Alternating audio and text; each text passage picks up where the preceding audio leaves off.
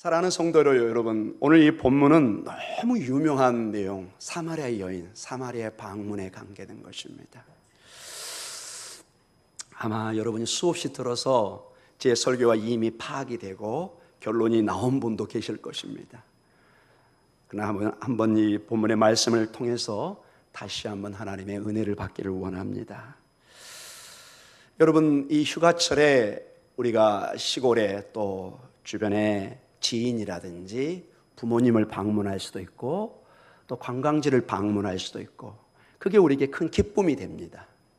그래서 지친 우리 육신, 몸이 다시 한번 회복하는 시간을 갖는 거 얼마나 좋은지 모릅니다. 그러나 반대로 그동안 늘 만나고 보고 싶었지만은 잘 교제가 없었던 큰 옛날에 큰 이렇게 관계를 맺었던 지인이라든지 친구가 찾아올 때 또 방문을 받는 것도 굉장히 기쁜 것을 우리가 봅니다. 또 부모님 입장에서 오랫동안 떨어져 살았던 아들네가 딸네가 모처럼 방문하는 거, 부모님은 어떨까요? 반갑죠. 너무너무 반갑죠. 특히 연로하신 부모님이 자녀들을 기다리는 마음은 아마 누구나 동일할 것입니다. 물론 오면 반갑고 가면 더 반갑고 뭐 이런 표현도 있지만은, 그러나 감사하고 기쁜 내 자녀들, 내 손주를 보는 것은 부모의 영광이고 기쁨입니다. 자녀도 마찬가지입니다. 부모가 찾아오는 그 모습을 보면서 나를 잊지 않고 연로하신 부모님이 자녀를 방문하는 그런 것들, 얼마나 아름답고 기쁜 일인지 모릅니다. 또 여러분 지인 중에 외국에 나가 있다니 오랫동안 보지 못했던 분들이 모처럼 방문해서 아름다운 얘기, 기쁜 얘기를 나누는, 이 모든 것이 우리의 아름다운 모습들입니다. 우리 안에도 이렇게 방문과 방문을 받는 이러한 기쁨이 있는 것처럼 영적인 세계도 놀라운 방문이 있습니다. 하나님께서 우리를 방문하셨습니다. 하나님께서 우리에게 찾아오셨습니다. 요한복음은 하나님의 찾아오심, 하나님의 방문하심, 하나님의 녹화하심이 여러 군데 강조되어 있습니다. 먼저 요한복음 1장 1절이 뭘로 시작하죠? 태초에 하나님이 계시고, 하나님의 그 우리가 알 수 없는 영적인 세계, 다른 새로운 차원의 세계에 하나님이 계셨는데, 그 하나님께서, 그 말씀이 되신 그 하나님이 1장 14절에 보면 말씀이 육신이 되어 우리 안에 거하시는, 즉 쉽게 표현하면 우리를 방문하신 것입니다. 이게 바로 성탄절이라는 것입니다. 하나님께서 우리에게 오신 것입니다.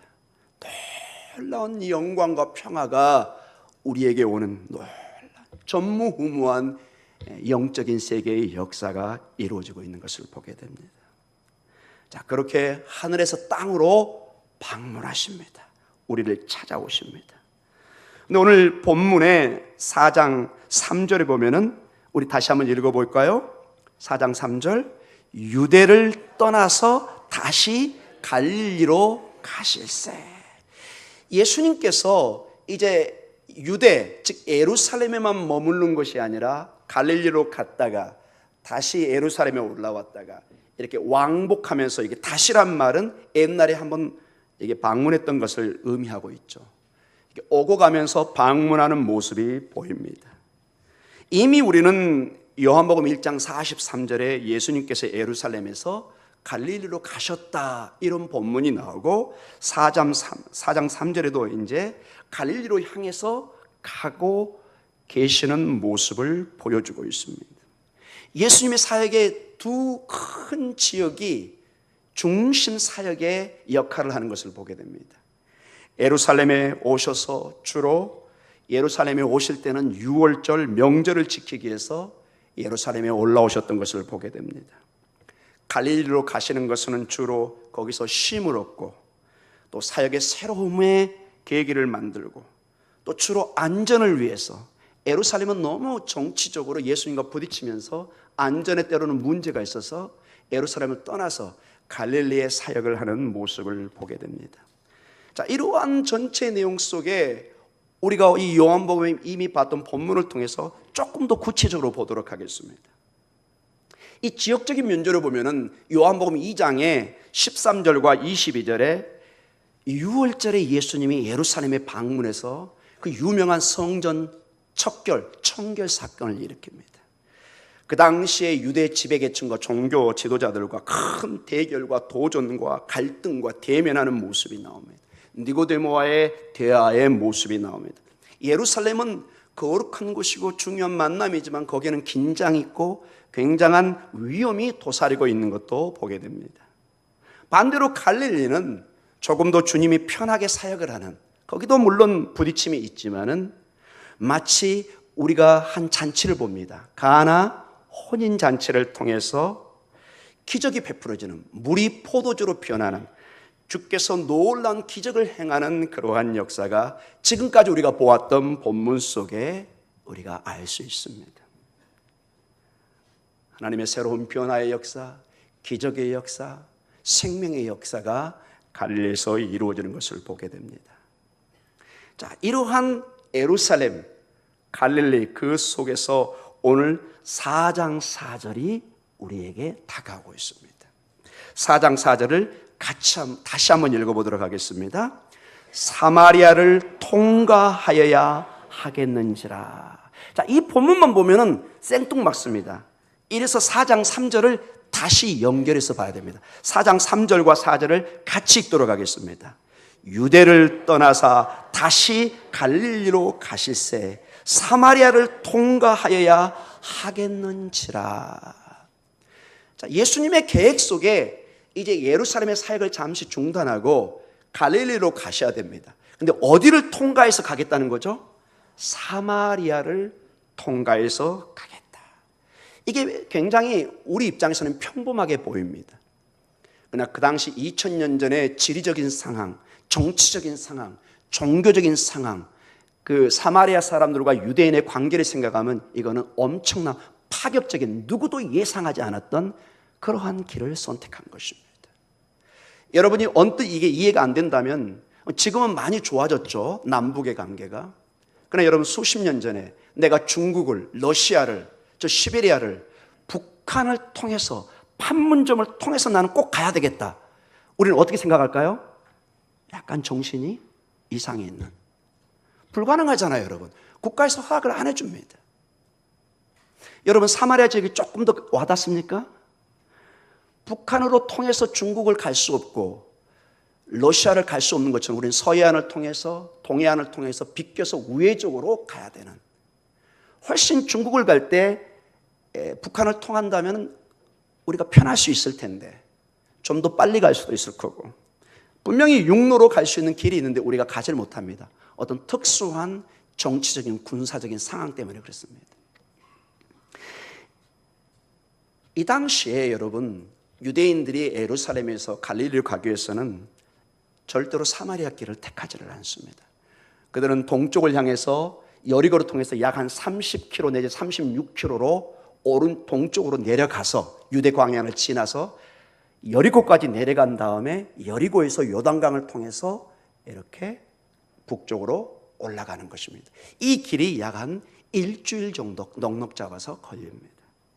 이게 보통 상식적인 길이고 모두가 생각하는 길이고, 제자들은 당연히 여리고를 통해서 요단강을 통해서 갈릴리로 올라갈 줄 생각했을 것입니다. 근데 이 사마리아를 통해서 간다는 것은 전혀 예상치 않은 굉장한 반전을 오늘 우리에게 주고 있는 것입니다. 이미 우리가 구약의 역사를 통해서 북왕국 시대 때, 남북이 나눠졌을 때 북이스라엘은 아수르에 의해서 722년에 멸망을 당하고, 이 아수르는 특수한 정책을 썼습니다.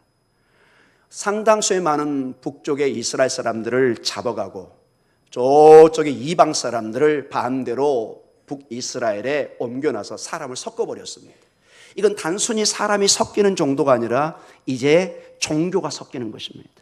이방인이 왔다는 것은 이방 종교, 우상 숭배가 북이스라엘에 그대로 들어온 것입니다.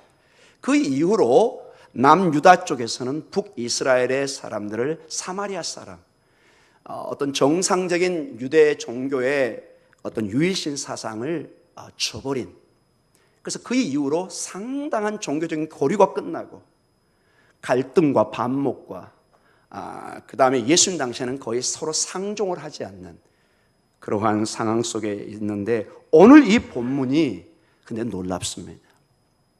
예수님이 이 상황을 너무 잘 알고 계셨을 텐데 4절을 다시 한번 읽도록 하겠습니다. 그러한 가운데 4절을 읽습니다. 사마리아를 통과하여야 하겠는지라. 이 번역이 잘 됐는데 여전히 미흡한 점이 있습니다. 이 본문을 직역하면은 우리가 익히 알고 있는, 제가 강조했던 그 단어가 또 빠져 있습니다. 사마리아를 반드시 통과하여야 하겠는지라. 뭐가 빠졌다고요? 반드시. they.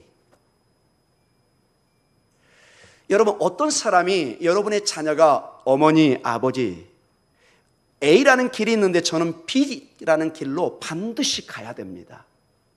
왜 A는 안 되니? 아닙니다. 저는 B의 길로 반드시 가야 됩니다. 자, 이렇게 주장한다면 어머니, 아버지 입장에서는 질문이 있을까요, 없을까요?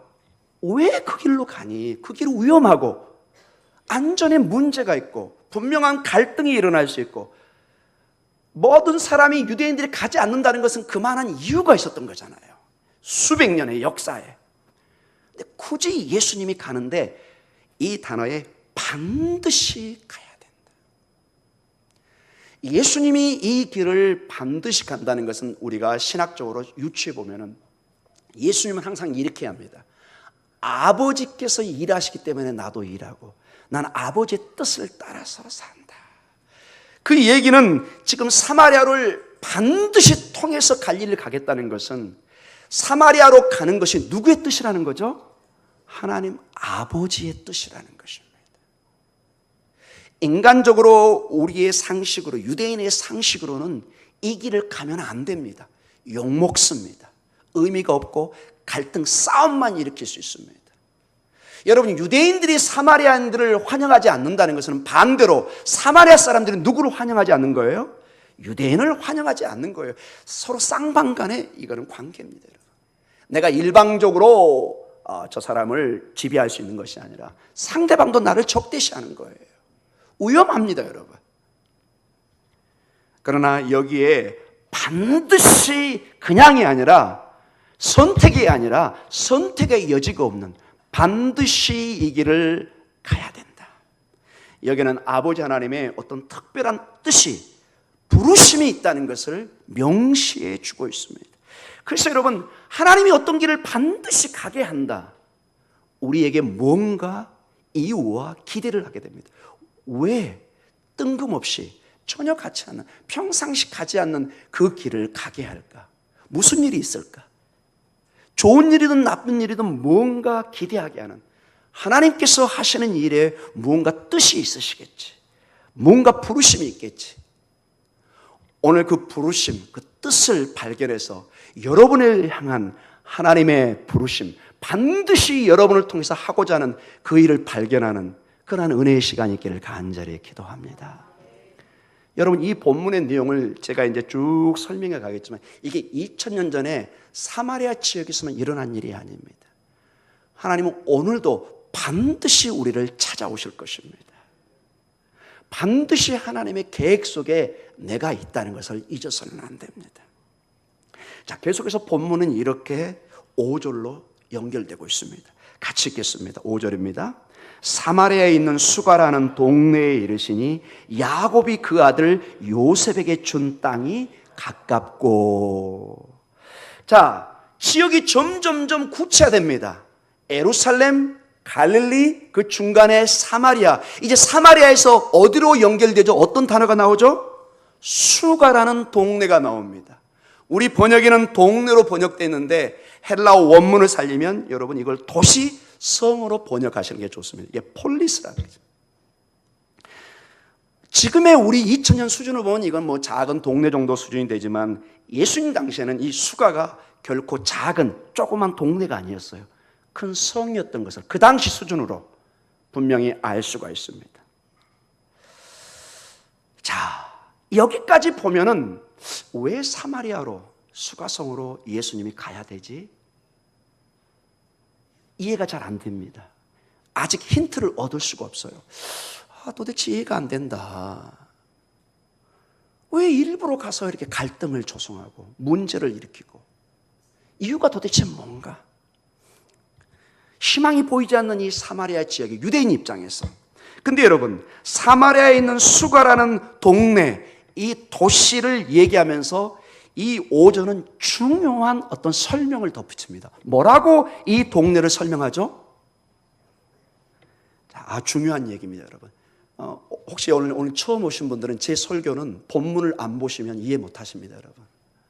여러분 꼭 본문을 같이 보시고, 저희 목동중앙교회 표현은 가르치고 전파하며 고치는 교회입니다. 철저하게 본문을 통해서 설교가 가기 때문에 어떤 개인적인 생각, 뚱구름 잡는 소식이 아니라 본문을 통해서 하나님의 뜻을 여러분이 발견하시고, 본문을 통해서 여러분이 도전을 받으시고, 본문을 통해서 어제나 어디나 영원토록 변함없는 하나님의 사랑을, 그 약속을 붙잡는 역사가 있기를 간절히 축원합니다. 다른 간증은, 다른 이야기는 오늘로 떠나가 버립니다. 하나님의 말씀은 영원합니다. 자, 이 수가라는 동네, 그저 단순히 사마리아 한 성이 아니라 설명이 들어가기 시작합니다. 여러분이 읽었던 것처럼 야곱이 같이 있습니다. 야곱이 그 아들 요셉에게 준 땅이 가깝고, 여러분, 사마리아 정치적으로 같이 할 수 없는, 신앙적으로 같이 할 수 없는 우상의 나라, 어떤 순수하지 않는 불결한 나라, 이런 식으로 자꾸 연상이 되는데, 갑자기 이 수가 성이 누구하고 연결되고 있죠? 야곱, 요셉, 누굽니까 여러분? 위대한 유대인의 족장들 아닙니까 여러분? 믿음의 사람들 아닙니까? 하나님이 야곱을 통해서, 요셉을 통해서 위대한 구원의 역사를, 출애굽의 역사에 도저히 잊을 수 없는 강력한 하나님과 함께 했던 구원의 사람들, 하나님의 성도들이었습니다. 자, 여기서 이 요한복음의 저자는 우리에게 새로운 길과 영안을 열기 시작합니다.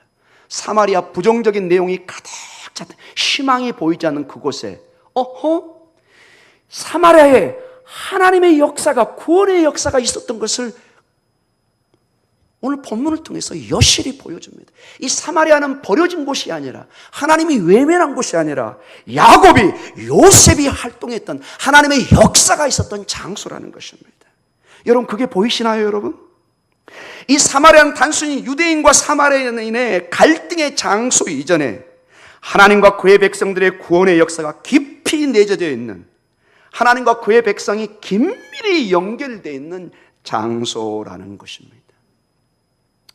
사랑하는 성도 여러분, 때로는 우리가 갈등의 장소처럼, 갈등의 관계처럼, 이방인인 것처럼 우리가 버려지는, 우리 인생이 끝났다고 생각하는 그곳에 여러분, 우리의 인간의 생각과 전혀 다른 하나님의 은혜의 역사, 구원의 역사가 펼쳐진 것을 잊지 마시기 바랍니다. 이거는 깊은 영적인 통찰력에서만 나오는 것입니다. 우리 인간은 쉽게 포기합니다. 싫으면 그냥 떠나면 그만이라고 생각합니다. 안 보면 그만이지. 여러분, 인간의 관계는, 특히 하나님과의 신앙의 관계는 그렇게 간단치가 않습니다.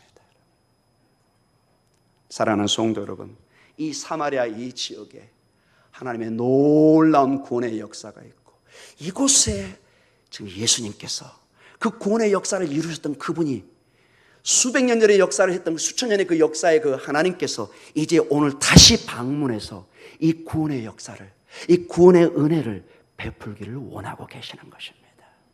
여러분, 이걸 보고 계십니까, 여러분? 하나님은 어제나 오늘이나 내일이나 상관이 없습니다. 항상 동일하십니다.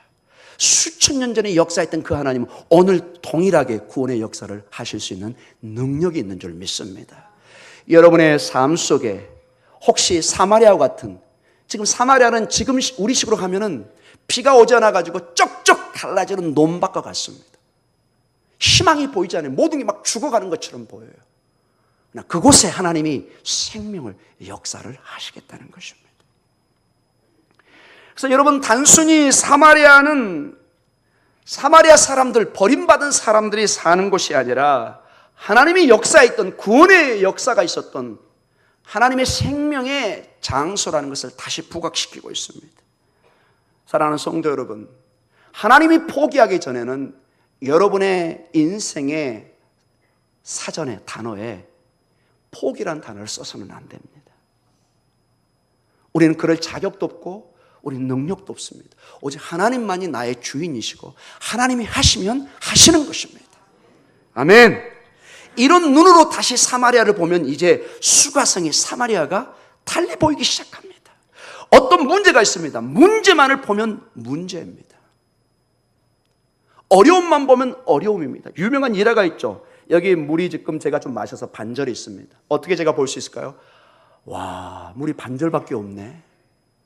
반대로, 와, 반절이나 차 있네? 느낌이 어때요? 전혀 감이 없습니까? 내가 물이 별로 마시고 싶지 않을 때는 이게 감이 없습니다. 그러나 정말 제가 목이 말랐을 때 이걸 보는 눈은 달라질 수 있습니다. 아직도 반절이나 남아있네. 하나님 감사합니다. 근데 반대로 겨우 반절밖에 안 남았어. 하나님 원망스러워요. 어떻습니까, 여러분? 우리 인생은 얼마든지 다른 각도로 사물을 볼 수 있습니다. 사랑하는 성도 여러분, 이 사마리아를 전혀 각도로 보며 예상치 않는 파격을 행하는 것처럼 여러분의 인생에 하나님의 이 놀라운 은혜의 역사가 있기를 간절히 축원합니다. 정말 인생은 보기 나름입니다. 정말로 보기 나름입니다. 믿음의 눈으로 보면은 믿음의 역사가 일어날 줄 믿습니다. 자, 그런데 여러분 6절로 오늘 이 본문이 마지막으로 가고 있는데 놀라운 또 한 변화가 일어납니다. 우리 5절에서 6절로 말씀이 연결됩니다. 같이 읽습니다. 거기 또 야곱의 우물이 있더라. 예수께서 길 가시다가 피곤하여 우물 곁에 그대로 앉으시니 때가 6시쯤 되었더라. 여러분 볼펜 있으면은 이 6시를 12시로 바꿔놓으시기 바랍니다.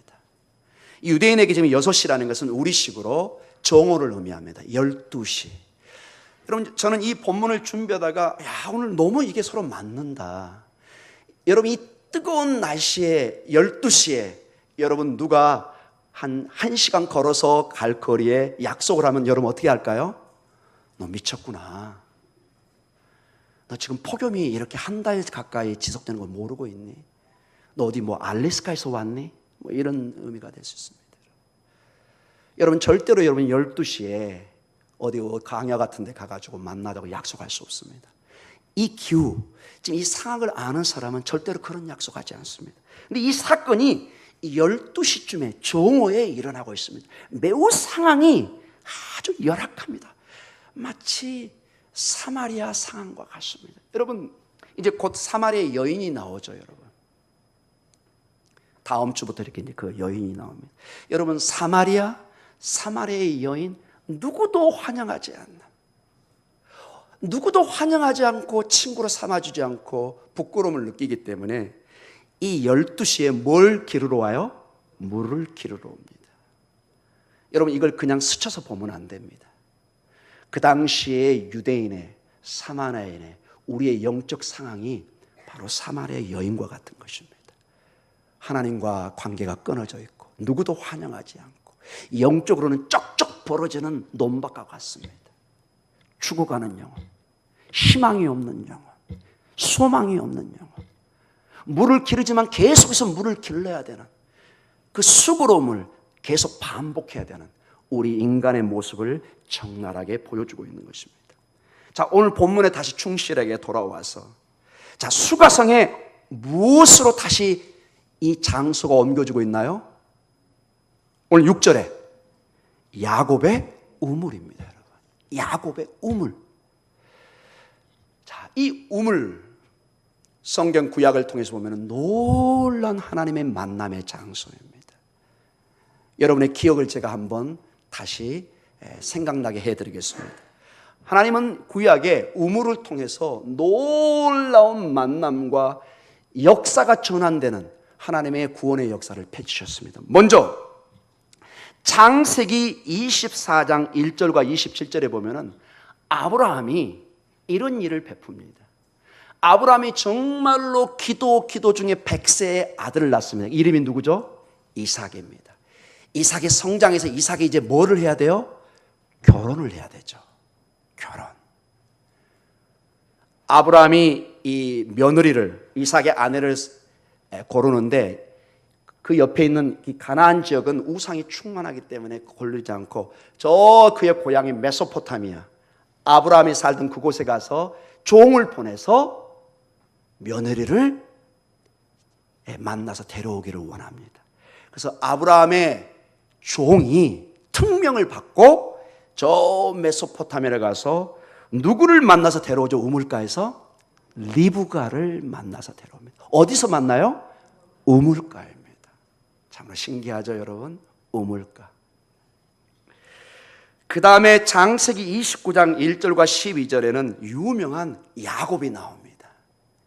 자, 이삭의 아들 야곱도 놀랍게 형을 피해서 바단 아람 지역으로 가는데 거기서 우물가에서 장차 그의 아내가 될 누구를 만나죠? 라헬을 만납니다. 라헬. 어디서요?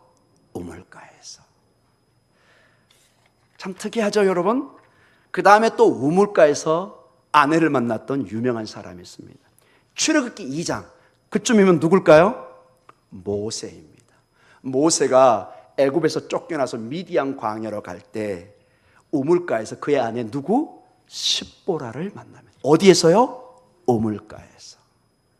위대한 하나님의 사람들이 우물가에서 이러한 하나님의 예비하심과 언뜻 보면 너무 우연 같죠? 하나님이 인도하신 거죠.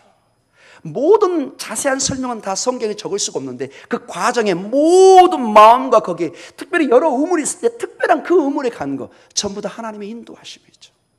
성경은 그 자세한 내용을 다 빼놓고 하나님의 그 만남만을 강조하고 있습니다. 그래서 여러분 오늘 여기 본문에 보는 이 야곱의 우물, 이걸 보는 이 유대 독자들, 성경을 알고 있는 그 당시에 교회에서는 뭐를 예상했을까요? 아하, 여기서 뭔가 하나님의 만남이, 뭔가 역사가 있겠구나. 기대감, 호기심. 여러분 이미 우리가 이 내용을 알고 있어서 그렇지 제자들은 지금 이 단계가 가지 않는 사람들은 사마리아 여인이 올 것을 알아요, 몰라요? 제자들은 전혀 모르고 있잖아요. 우리야 이미 다 알고 있지만 하나님의 놀라운 역사가 이곳에 있어서 이 본문이 그 긴장관계를 그대로 노출하고 있습니다. 그 다음에 여러분 중간쯤에 보면 예수께서 길 가시다가 뭐 하시죠? 피곤하여 우물 곁에 그대로 앉으시니. 자, 언뜻 여러분 우리 예수님은 하나님이시기 때문에 피곤치 않고 늘 쌩쌩하실 걸 생각하지만 여러분 예수님은 하나님과 동시에 100% 인간이십니다. 여러분이 저 예루살렘에서 사마리아까지 걸어갔다 보통 이 정도 오려면 한 3시간 4시간 이상 걸어야 됩니다. 그 때학빛에 12시까지. 예수님 피곤하시다 안 하시다? 본문에 나와 있잖아요, 여러분. 제가 옛날에 그 질문도 했잖아요. 예수님은 모기가 문다 안 문다? 안 문다면 여러분 이상한 거예요, 여러분. 무십니다. 무셔요. 물론 그게 성경 본문에는 안 나와 있지만 오늘 본문에는 피곤인데 이 피곤이 간단한 단어가 아니에요. 매우 피곤한 거예요. 매우 지쳐 있는 거예요. 여러분 이 때앞에서 한 3-4시간 걸어가 보세요. 쌩쌩한 젊은 사람도 주저앉습니다, 여러분. 위험합니다, 여러분.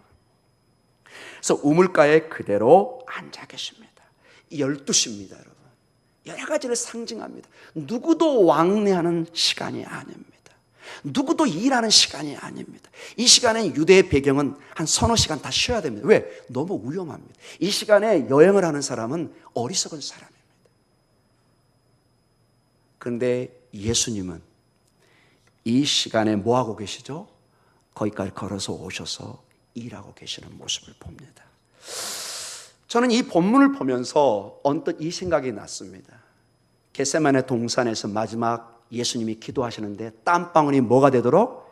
핏방울이 되도록 기도하십니다.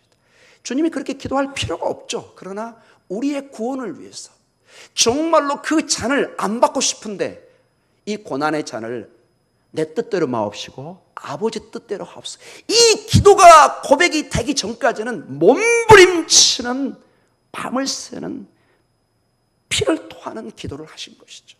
그 결론이 아버지의 영광, 아버지의 뜻대로 하시옵소서. 얼마나 여러분 지치고 상하셨겠습니까? 오늘 이 본문에 봐보십시오. 예수님은 당연히 이거 뭐 다 할 수 있는, 그게 아니라는 것입니다. 예수님이 매우 지쳐 있습니다. 여기 나와 있는 이 지치다는 용어는 말로 다 할 수 없는 고된 일을 하고 느끼는 그런 단어입니다. 그리고 어떤 사람이 굉장한 슬픔으로 몸부림칠 때 쓰는 단어가 그대로 사용되고 있습니다. 12시 정오에는 아무도 일하지 않습니다. 그러나 하나님은 일하고 계십니다. 여러분의 삶에, 우리의 삶에 아무도 일하지 않고 나를 도와주는 사람이 없고 하나님조차도 쉬고 계시는 것처럼 생각할 때 주님은 일하고 계시는 것을 잊지 마시기 바랍니다. 오늘 우뭇가에 앉아서 누군가를 기다리고 있습니다. 얼마나 힘들었던지 그 자리에 앉습니다. 서 있을 기운도 없습니다. 그러나 반드시 하나님 아버지가 그쪽으로 가게 하시고 누군가를 기다리게 하십니다. 누군지 잘 몰라요, 지금 우리들은. 그러나 곧 압니다. 한 여인, 지치고 상한 그 여인은 영적으로 일어설 힘도 없는 사람입니다. 너무 부끄러워서 12시에 아무도 나오지 않는 그 시간에 홀로 와서 물을 길러야 되는 처참하고 비참한 상황에 있는 그 한 여인을 위해서 주님이 그 긴 길을 걸어서 기다리고 앉아 계시는 모습입니다. 이것이 주님의 모습입니다. 여러분, 그게 보이신가요, 여러분? 정오의 태양 굉장히 강렬하고 방해합니다. 우리를 도망가게 합니다. 그늘로 가게 합니다. 그 자리에 못 있게 합니다. 몸부림치게 합니다. 근데 여러분, 빛, 정오의 빛 강하죠. 계속 1장부터 주님을 뭘로 소개하죠? 빛이신 예수님이잖아요. 정오의 빛보다 훨씬 강하신 하나님의 생명의 빛이 이곳에 비치고 있는 것입니다. 할렐루야! 이 빛을 주기 위해서 오늘 하나님이 모든 수고를 감내하면서 한 여인을 기다리고 있는 것입니다. 여러분을 향해서 기다리고 있는 것입니다. 이러한 하나님의 사랑은 나중에 십자가에 달려 죽이시기까지 위대한 하나님의 사랑으로 승화됩니다. 그러나 십자가의 사랑 그 전에 이미 여기 이곳에 한 버림받은 영혼을 향해서 기다리고 있는 모습을 보여주고 있습니다. 결론적으로 말씀을 맞춰가겠습니다. 아무도 알아주지 않고 영적으로 버림받은 것 같은 이 사마리아 지역에 하나님이 반드시 가게 하십니다. 그리고 이 사마리아의 상징으로 한 여인이 곧 나타납니다. 누구도 알아주지 않고 환영하지 않고 말도 섞기를 원치 않습니다. 그러나 주님은 포기하지 않으시고 그 영혼을 통해서 매일 길러야 되는 물이 아니라 영원히 샘솟는 생명수를 주기를 원합니다. 영원히 어둠을 물리치는 생명의 빛을 주기를 원하십니다. 그분이 바로 하나님이십니다. 그래서 여러분, 2000년 전에 이 사마리아 사건과 늘 들었던 그 내용으로 그냥 잘 들었고 그냥 집에 가자, 이 차원이 아니라 오늘 이 자리에 여러분과 제가 주님을 만나는 자리로 만드셔야 됩니다. 주님이 우리를 기다리고 계십니다. 주님이 우리와 함께 하시기를 원합니다. 저는 이 말씀을 보면서 계시록 3장 20절이 꼭 필요한 말씀으로 생각이 났습니다. 계시록 3장 20절 같이 읽도록 하겠습니다. 볼지어다 내가 문 밖에 서서, 목사님 한번 이거 좀 펴주세요. 같이 읽습니다. 볼지어다 내가 문 밖에 서서 두드리노니 누구든지 내 음성을 듣고 문을 열면 내가 그에게로 들어가 그와 더불어 먹고 그는 나와 더불어 먹으리라. 아멘. 자, 계시록의 마지막 종말의 내용입니다. 주님이 문 밖에 두드립니다. 근데 여러분, 이 계시록 3장 20절의 내용을 화가들이 주로 그려놓는데 그 그림을 보면 특징이 있습니다. 주님이 문 밖에 서 계신데 이 문에 뭐가 없어요? 문고리가 없어요. 밖에서는 이걸 딸 수가 없어요. 들어갈 수가 없어요. 반드시 어디서 열어줘야 되죠? 안에서 열어줘야 돼요. 여기 본문을 봐보세요. 문 밖에 두드립니다. 근데 일방적으로 들어가지 않습니다. 그 다음에 본문이 뭐라고 나오죠? 누구든지 내 음성을 듣고 뭐 하면? 문을 열면 그때 내가 그에게 들어가 그와 더불어 먹고 그는 나와 더불어 먹으리라. 하나님은 일방적으로 우리에게 역사할 수도 있지만 하나님은 때로는 우리가 두드리는 주님의 그 노크에 찾아오심에 문을 열어주기를 원합니다. 환영해 주기를 원합니다. 여러분, 방문한 사람에게 가장 모멸차고 모독을 주는 일이 뭘까요? 문 확 닫아버리면서 가세요! 다시는 보고 싶지 않죠, 여러분. 별로 공감을 안 해주십니다, 여러분. 뭐 그런 일이 많지는 않죠. 그렇게 모멸찬 사람은 많지는 않습니다. 그러나 모처럼 어디를 방문했는데 정말 문전박대를 할 때 굉장한 인격적 모독과 상처를 받습니다. 성경에 보면 우리 주님은 우리의 인격을 너무 존중하십니다. 함부로 우리 안에 들어오시질 않으려고 합니다. 노크를 하십니다. 이렇게. 그리고 우리가 인격적으로 주님을 환영하고 모셔드리기를 원하십니다. 사랑하는 성도 여러분, 오늘 주님을 모셔드릴 준비가 되어 있습니까? 아멘. 그분을 만나야만이 이 기나긴 이 고통의 순간을, 이 외로움을, 이 절망을, 좌절을, 끊임없이 일어나는 이 갈증을 해결할 수가 있습니다. 문을 열지 않으면 방법이 없습니다.